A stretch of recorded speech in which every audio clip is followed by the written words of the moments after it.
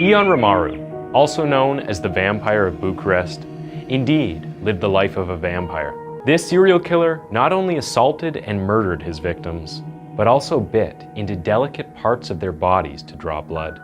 At this point, it's safe to say that with serial killers, strange things will continue to happen. Welcome back to Twisted Minds. My name is James, and today we will be looking at the case of Ion Rimaru.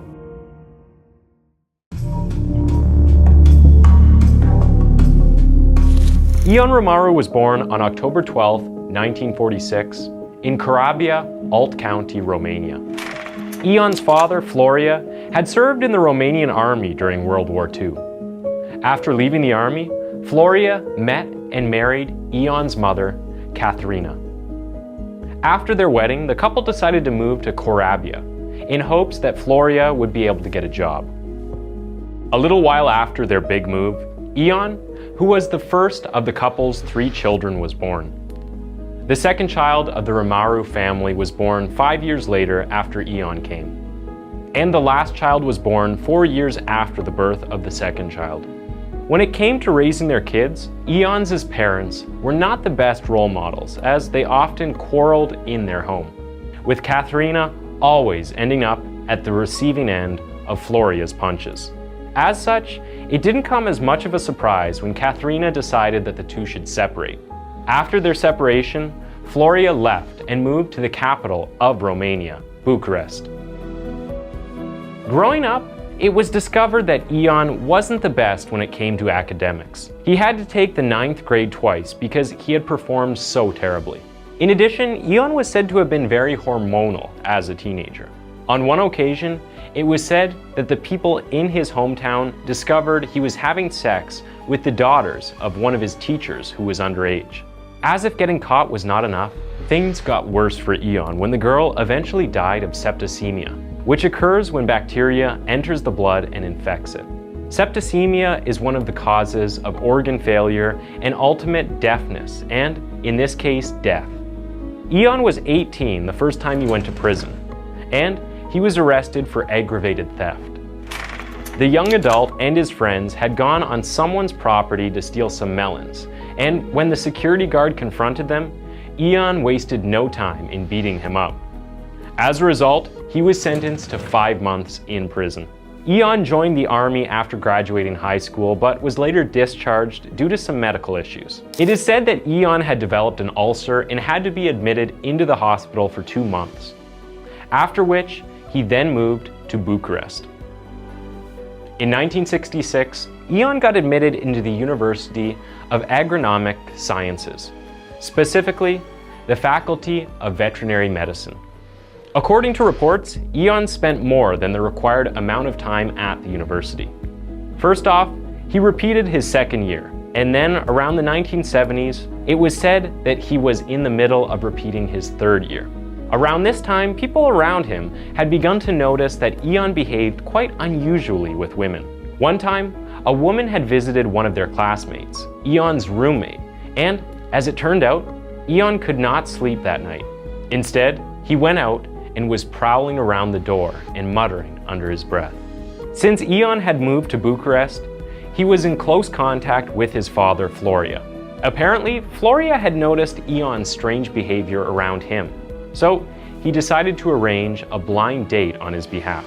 However, Ion refused to attend any, saying he was worried that none of the ladies would want to have sex with him after the date. One day, his sister had gone to see him, bringing a female friend along. He prevented the female friend from coming in, but allowed his sister in. When his sister had asked him why he had done that, his response to her was that it didn't matter whether or not she came in, since she wasn't going to have sex with him. Frustrated about his apparent lack of action, Ion then drew up a diabolical plan.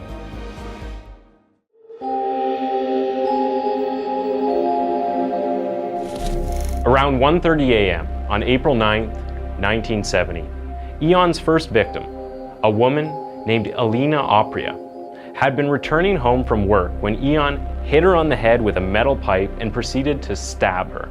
It appeared that Alina had taken a bus home that day when days before, a colleague from work had been dropping her off. Alina's refusal to take the bus for a while stemmed from fright because about a week before she was murdered, she noticed that a strange man had been following her home.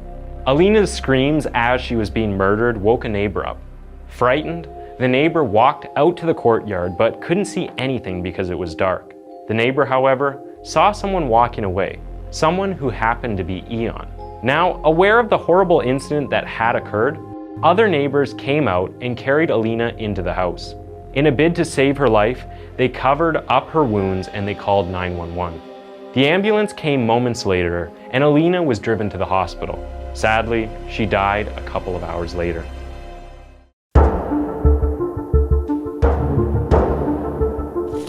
Ion's second victim was Florica Marco, a waitress who was murdered on the 2nd of June 1970.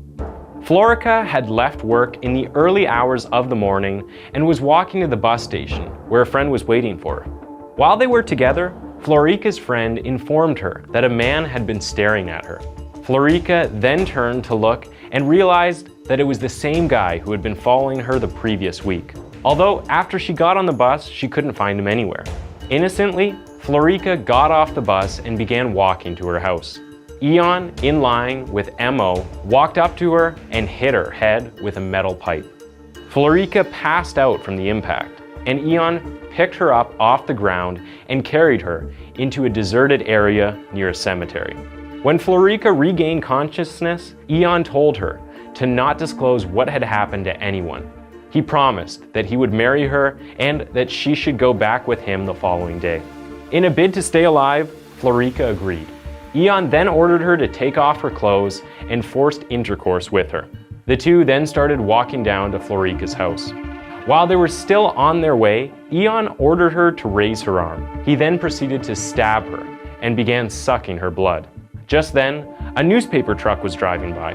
Seeing a means of escape, Florica jumped in the middle of the road and began waving her arm. Noticing that he was being flagged down, the truck driver stopped and walked toward the bloodied and half-naked Florica. But Ion was nowhere to be found. Florica was rushed to the hospital and she eventually wrote a police report after her recovery. On July 24, 1970, Margarita Hangarnu, age 19, had just finished her shift at a shoe factory and was walking home at about 11 p.m. She took a bus and when she got off, she began walking down the dark street that led to her house. As she walked past a truck that was parked on one side of the street, Ion came out and hit her on the head with a metal pipe. He then grabbed her bag, which contained some shoes and money, and made her run for it. Not relenting, Margarita began chasing after Ion until some of her friends saw her, noticed that she was bleeding, and decided to rush her to the hospital. A couple days later, Ion visited Carabia to work during the summer, but later returned to Bucharest to continue where he left off. On November 23, 1970, Olga Brataru, age 47, left work at about 2 a.m. and started her journey home. Since the elevator wasn't working at her apartment, she decided to take the stairs. On getting to the second floor, Ion jumped out and hit her on the head with a metal pipe. He then dragged her down the stairs and out to the back of the building. He further dragged her down to the basement of the building, pulling up her underwear, and took sexual advantage of the poor woman. Although Olga was too weak to scream, her moans of pain drew the attention of a resident who appeared nearby. While searching for the cause of the noise, the vigilant neighbor put on a nearby light to see what was going on. Ion, noticing the light from afar, then ran off with Olga's bag, which had some money in it. Olga lay in the basement until much later, around 7:22 a.m., when she was found by neighbors and immediately rushed to the hospital. It was said that Ion was a regular at the restaurant where Olga worked.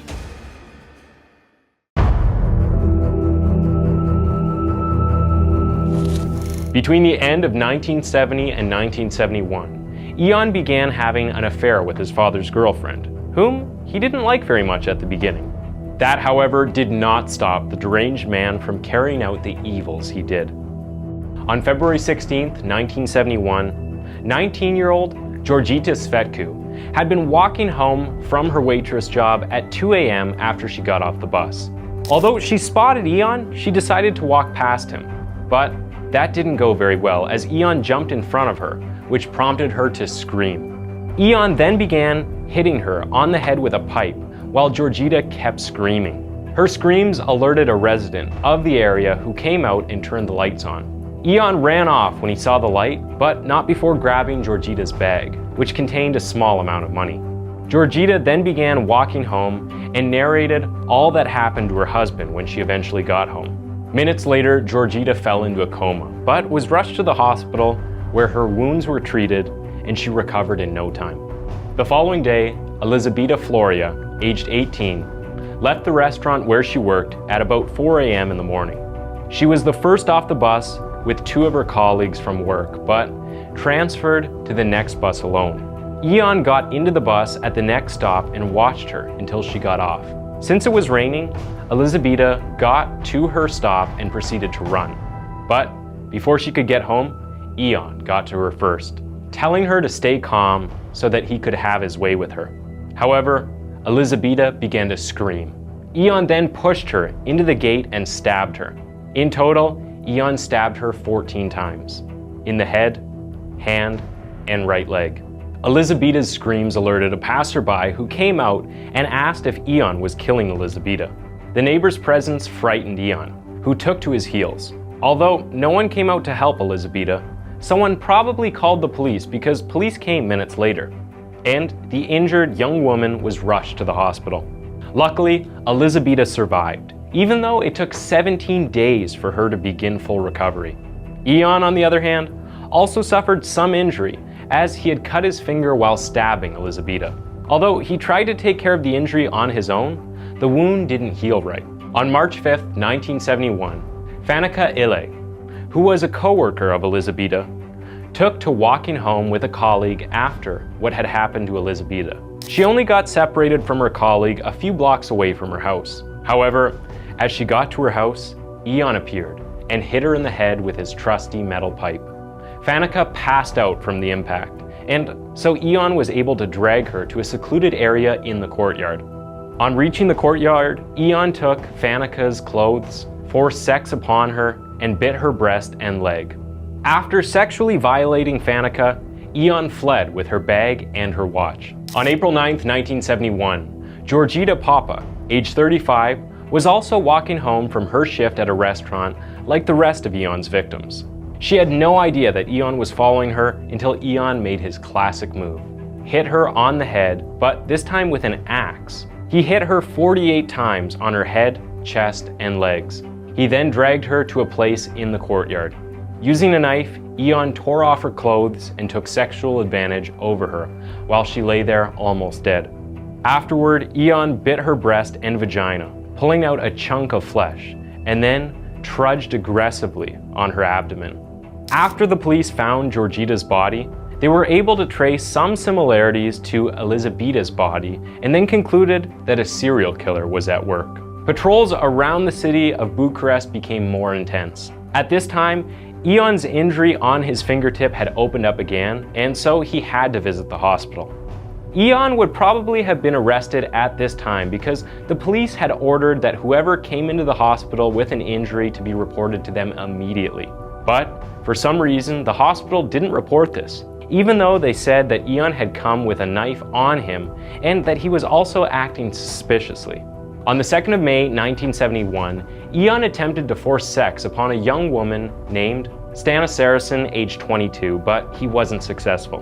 The rest of Ion's victims who he committed sexual crimes on, but wasn't successful in murdering afterward, were 4 other women, as well as one whom he failed to force sex upon, instead burglarizing the woman.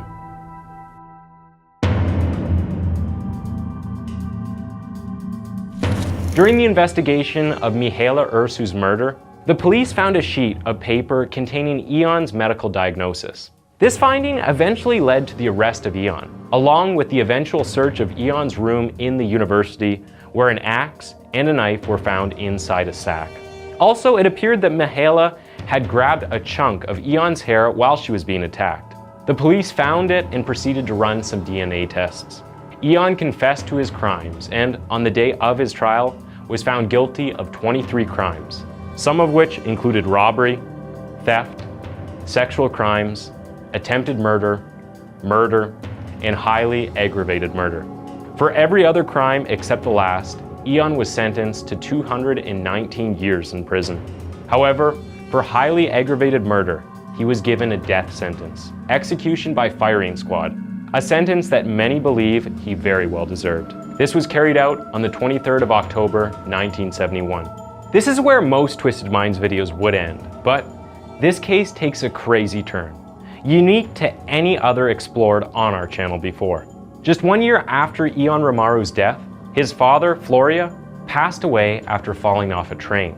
It is heavily conspiracized that he might have been assassinated by security agents. Why does this hold any significance to Ion's case, you ask? Well, it turns out that in 1944, 2 years before Ion was born, a string of 4 murders shook up Bucharest. All 4 victims were female and resided in a basement apartment. After Floria's accidental death in 1972, the Medico-Legal Institute analyzed the man's body and linked his fingerprints to those from the crime scene in 1944. That's right, Ion's father was a serial killer too, before even welcoming his son and future serial killer to the world. Thanks for tuning in to Twisted Minds. That was the case of Ion Rimaru. And why don't you go ahead and click on one of the 2 videos on your screen for another one of our videos.